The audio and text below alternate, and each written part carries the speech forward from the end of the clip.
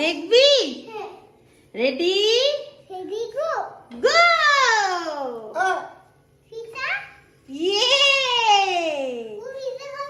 খাবা? দেখো কত সুন্দর। দিচ্ছি। যখন বাচ্চা জেদ করে পিৎজা খাবে তখন মাম্মা এইরকম পিৎজা বানিয়ে দেয়। একদম ইজি। দেখো এই যে বেলে বানিয়েছি, আর একটু চিজ, আর এটা অনিয়ন পিৎজা। আমার কাছে ক্যাপসিকাম নেই, তো যেমন ডমিনোসে পাওয়া যায় ঠিক সেই রকমই বানিয়েছি। দিস ইজ মাই বেসটা আমি নিজেই করে নিয়েছি। এর স্বাদ অতুলনীয়। চলো দেখি গপু কেমন খায়। ইয়ে গরম কিন্তু, কেটে দিবে, চাকু দিয়ে কেটে দিবে মাম্মা। এটা চিজ, খাও। গরম মেল্টেড চিজ, পুরো লিকুইড হয়ে গেছে। এই দেখো চিজ লিকুইড।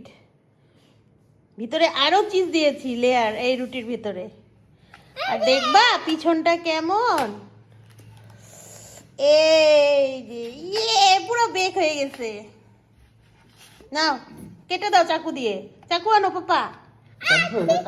কাটবে তো। চিজ খাবে? দাঁড়াও ফু দেই। না টেস্টি। দাঁড়া চিজ দেই। না চাকু দিয়ে কাটবে। নিয়ে আসো চাকু, আমি কেটে দিচ্ছি। দাঁড়াও গরম তো মা, গরম মুখ পুড়ে যাবে। শোনা তাহলে বললাম না ফেলো। গরম তো বাবা, ছোট্ট মুখ আমার সোনার।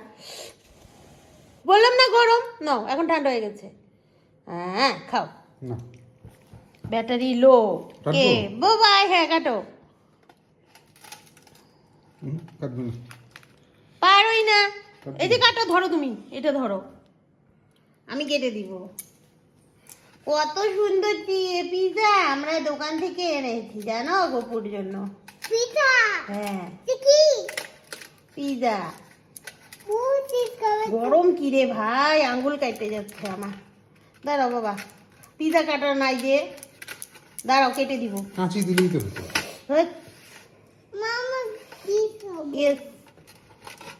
কিন্তু অনেক গরম বাবা, মুখ কিন্তু কেটে যাবে, মুখ পুড়ে যাবে সোনা মুখটা।